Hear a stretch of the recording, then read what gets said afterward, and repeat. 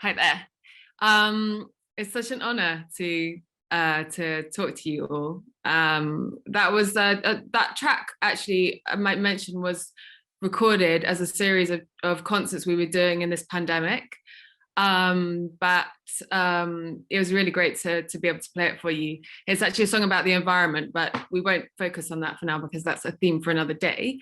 But we just wanted to talk a little bit about our journeys into music and the band, and hopefully some of those things will resonate with the themes. I actually wanted to go back in my life to where you are now at university. I actually started out as a law student, which didn't last very long. I was only there for about 2 weeks. I'd had this very constant niggle to follow my music, but I was kind of pushing it down because I knew it would be a difficult path. But at university, I just realized that I couldn't ignore it anymore, and I needed to follow this calling or whatever it was. So I left, much to my parents' disappointment. And obviously this is not something I'm endorsing because I know you're excellent students. But anyway, I just felt like I had to be honest with myself. But really, it was difficult because I didn't even know what to do with music. I felt I must do something serious with it and write some symphonies and concertos. And I was studying at the Royal College and I was doing composition after I'd left. And I just, it wasn't until I found a music sequencer, which is a software program to compose music, which I suddenly began my journey with electronic music. And it was incredible. It was just overnight, everything just started to flow, and I started to embrace this kind of these amazing sounds from the computer. And I just think it was a moment. I'm not a natural at computers, but it was that moment where it's really important to embrace something new or new technologies, and you can really learn something about yourself.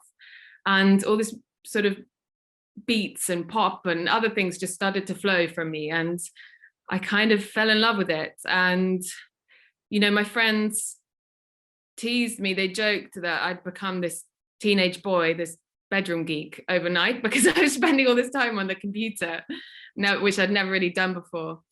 And about this time, an email popped into my inbox from a Christina Wood. I didn't know who it was, but she was looking for someone to work with on some demos, and I heard her voice from the other side, in the internet, and I just completely fell in love with this amazing voice. And I knew I had to meet this girl. She was in Indonesia at the time working, and then when she came to London, we got together, and we really quickly just wrote a whole load of songs. One of them was Think, that was later used in John Wick. And yeah, we had this instant sort of creative chemistry, and really that was the easy part, writing, doing this whole flurry of songs together. There've been many challenges along the way, not least of all being two women in the music industry. So it's a difficult industry to navigate, but especially when you're an independent artist and doing everything by yourself. But we're incredibly lucky to have each other and to be part of a creative team. I think that's really makes all the difference. I feel like we bring different skills to the table. We have quite different personalities, but they kind of complement each other. And I think that's definitely underpins it reflects, we have strong polarities in the themes of our music. We kind of focus on dark and light, and then hope and desolation. And I think the thing that brings us together as well, the thing that underpins everything, is we both have a sort of quiet sense of quiet faith and spirituality. We really believe in the power of music to heal and to transcend and to cut across borders, boundaries, anything.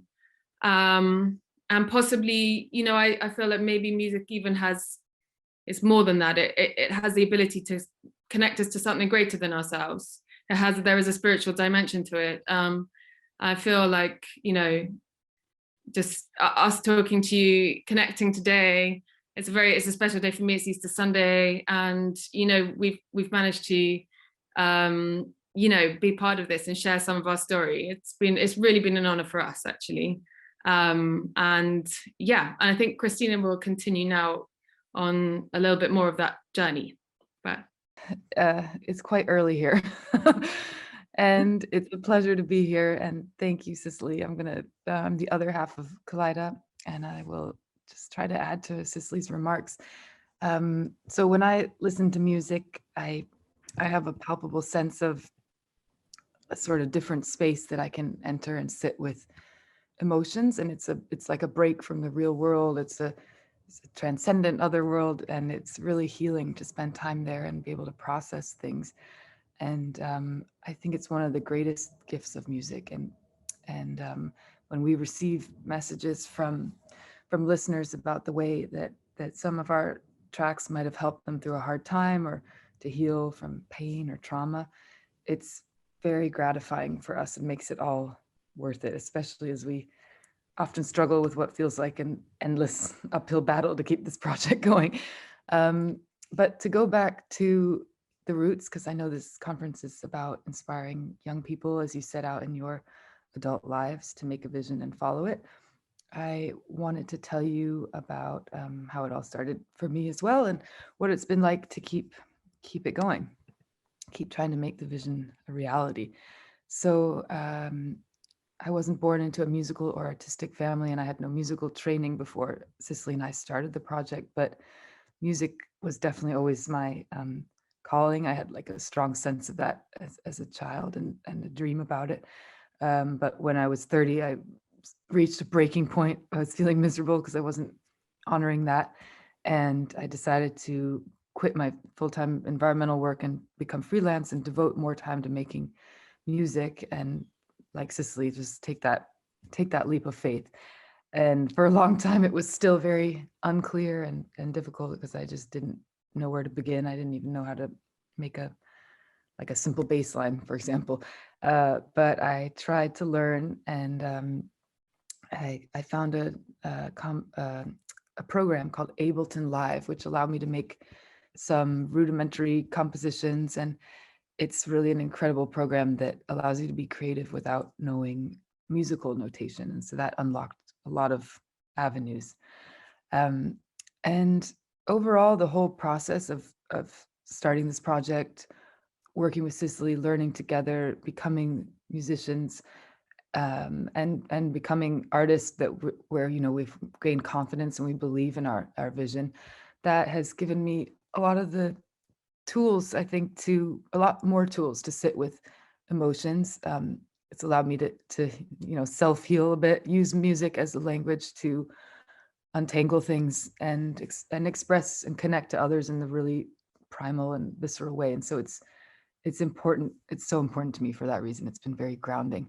And it also allows us to express a vision or an idea that's really important, which I think I would just call like a beautiful emptiness or a beautiful sadness, or something about the fragility of life and the ever-changing nature of it, the groundlessness, and our vulnerability in that. This kind of feeling of sadness or nothingness that's underlying everything, and feeling compassion for that. And that is something that through the project we can kind of touch sonically, try to bring to life for others as well. And it's a way for us to express what we find beautiful and connect. Also, the palettes in electronic music, like Cicely was saying there, it's incredible what you can get on a computer, and it's good. It's a good way of giving a feeling of spaciousness or emptiness. You can get a really deep bass and then have a melody over it. You can have you can leave it pretty skeletal, and it will be powerful. And often the sounds in themselves are very empty sounding or melancholic. And yeah, especially if you throw a lot of reverb on everything, it helps to touch that. So I wanted to end by saying that it never ends. We have so much work to do. We're still learning every day, and we're really happy to be able to talk to you all and share about our process. And we hope that you will honor and follow whatever vision you have in yourselves and work towards it. And especially if you're a woman and you're struggling with low self-confidence in our culture, we get it. But it's all possible and it's never too late. And I wanted to end with a little, a few lines from the chorus of one of our tracks. Think of me, I'll never break your heart. Think of me, you're always in the dark. I am your line, your line, your line. Think of me, you're never in the dark. Thank you.